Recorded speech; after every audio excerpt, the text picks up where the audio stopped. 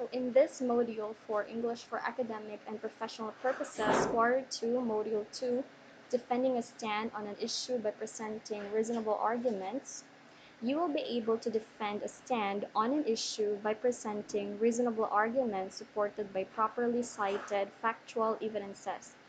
So specifically, you are expected to identify reasonable arguments, use appeals to support claim or stand, and write properly cited factual evidences. So let's get started. My question is, are you the type of person who likes debating or arguing with friends? Or do you know someone who is like that? Whether you enjoy the challenge of getting into an argument or not, argumentation is part of our day-to-day living. We expect clashes of views and opinions because of our individual differences. We encounter arguments, whether oral and written, all the time, and sometimes we are not aware of how much they influence us. So this might be a good time for you to sit back and reflect for a bit. Should I really believe these claims? Am I just allowing myself to be taken in? Or should I take views and opinions that are contrary to my own? Am I going to stand on my own views and opinions? What are the hot issues now being debated among your friends online or at your school? Is it a new subject requirement, the submission and retrieval of your modules? And as you think of possible topics for your argument assignment, you have to consider issues by being discussed by columnists, for instance, in the local newspaper, or by your classmates or friends who share sensible ideas. And then prepare to explore one of these issues, examining both sides of the arguments before you outline your own position or just before you make your own stand on the issue. Because at the end of this quarter, you will be making your position paper. You're going to state your stand on a certain issue that will be provided to you. And the following are the steps in presenting arguments to defend or to support a claim. So we have here making issue criteria. So in this case, you have to keep in mind that you have to persuade others and make them believe in your claim. When shaping it, consider and ask yourself the following questions to ensure that you'll be able to present strong arguments on the issues. Take note, strong arguments on the issues. So in this step, you're going to make use of your logic and arguments to convince, to clearly persuade your readers to believe your side or your point of view.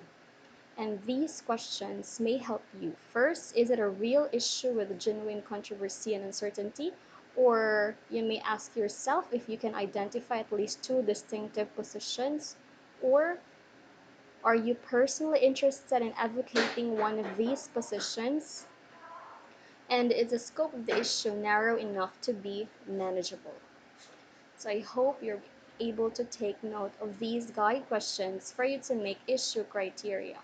Second is to collect evidences from properly cited sources. Take note, properly cited sources. So in your position paper or when you cite a claim, you have to make sure that you are using solid evidences like research or stating facts or examples or quotations coming from experts. And before deciding on a stand to defend, you should do some research on the subject matter. You may have opinion on the current topic or issue and an idea about which side are you going to take, but you have to make sure that your stand, your position is well supported. You may list down the disadvantages, or the pros and cons sides of the issue that will help you examine your ability to support the rebuts or the counterclaims, along with a listing of supporting evidence for both sides. And you will find many different kinds of evidentiary sources. Okay, I already mentioned beforehand, you can make use of research, surveys, descriptive studies, case studies. You may include academic journals, popular magazines, biographical information, quotations, or summaries of work from established authorities, statistics, interview of an authority or ordinary citizen, laboratory research, and textual analysis. So make sure that these are properly cited sources, as these are strong collections of evidences. Third is you're going to make an appeal to your audience. At its most basic level, persuasion, or actually convincing your people, is quite challenging as it's about communication. But this art of convincing or persuasion is about using a sophisticated mix of communication skills and leadership abilities to bring others around to your ideas or to make them believe your stand or your point of view. Recommendations or proposals after and only after you've successfully convinced them that it's in their best interest to apply them. That's why you have to make an appeal to your audience. And this is very important because it can help you strengthen your position or claim. And in an academic argument, logical appeals are the most common. But depending on your topic, ethical and emotional appeals may be used as well.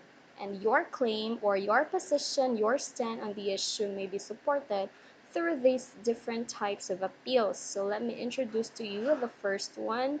First appeal, we have logical appeal, or also known as logos. So logical appeal is the use of facts in order to support and defend a position. Take note, you are making use of facts. And this means reasoning with your audience, providing them with facts and statistics, or making historical and literal analogies. And it persuades the audience by targeting their thinking. So this is one way to enhance your way of persuading your readers or your audiences to make sound arguments, of course. And you need to focus on the reasons for supporting your specific purpose statement. Okay, so here is an example. I hope you're able to read this. Next appeal is to somehow make an impact to your audience is the emotional appeal. Others would call this as pathos. This is making use of your readers or of your audience feelings for the subject of the paper, such as anger, pity, and aversion, in order to persuade. So it could also be talking about values that your readers may need to determine, with such as the importance of family ties, for example, and hospitality of the Filipinos, and the spirit of bayanihan. So for emotional appeals, this is basically challenging because aside from you will be recognizing the strong role of emotions that the readers play in the persuasive process or in the your convincing ways. Okay, then we have ethical appeals, or sometimes known as ethos. This is the use of convincing an audience through the credibility of the persuader, be it a notable or experienced figure in the field or even a popular celebrity. Okay, so in this type of appeal, you will need to take steps to help your readers see you as a credible and interesting. Okay, so we have here an example. As a doctor, I am qualified to tell you that this course of treatment will likely generate the best results. So here, people tend to believe the opinions of doctors in the matter of medical treatment. So the audience consider the argument because of the credibility of the speaker, right? This is how you're going to help your readers see you as somehow credible and interesting, or somehow your topic is credible and interesting.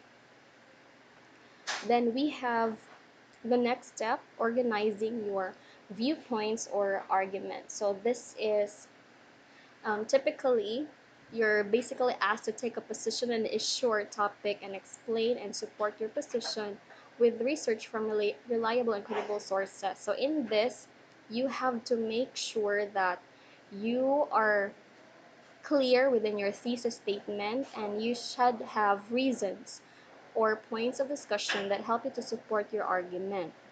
So as with all academic writing, you have to cite any information that you use from a source. So here is a sample outline. First and foremost, your introduction. Now the question is, what are you going to write in your introduction? So you have to include the introduction of the topic. Simply introduce the topic. Then provide background on the topic to explain why this topic of yours is somehow important. Then include assertion of your thesis, or simply put your view of the issue. The purpose of your introduction is basically to indicate both the topic and your approach, and to arouse your readers' interest in what you have to say, to hook your readers for your paper. And one effective way of introducing a topic is to place it in context, to supply a kind of backdrop that will put in perspective. Okay. The next part of your paper would be arguments. So what are you going to write in your arguments? So simply your assertion number 1 of your claims. You have to give your educated and informed opinion as a writer. Then you may provide support or sets of evidences to support your claim. Then again, give your educated and informed opinion. Then going back to providing support and proof, you could make use of more than one source. But I suggest you make use of 3 reliable sources. Okay, then you may have more than one overall points to your argument, but each argument should be supported with properly cited sources. So whatever argument you make, please make sure that you back it up with reliable sources. Third is your counter argument, or the counter claims, or shall we say the opposing claims, or the rebut. In this paragraph, you're going to summarize your counterclaims, and please provide support or information for your counterclaims. Then refute. This time you have the chance to refute the counterclaims and give an evidences for the argument. How are you going to come up with counter arguments? So you may ask yourself, what if someone disagrees with you? What would they might say about each topic of the points you've made, or about the position as a whole? So once you have thought up some counter arguments, consider how you will respond to them.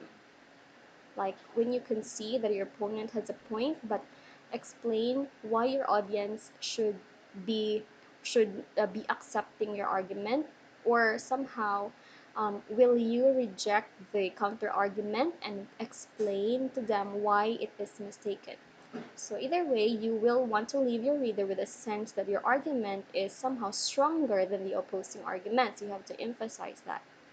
And be sure that your reply is consistent with your original arguments. If considering counter-argument changes your position, you will need to go back and revise your original argument accordingly. Right? Then the last part of your paragraph would be your conclusion. So in this, simply the restating your argument, and you may provide a plan of action, but please do not introduce new information. This is already mentioned in the introduction. So again, for conclusion, just simply the restatement of your argument and the plan of your action. So examples are actually given in this module. I hope you're able to understand all of these when defending a stand on an issue. And later on, we're going to put everything into writing. And that is very important that you have to organize your arguments clearly.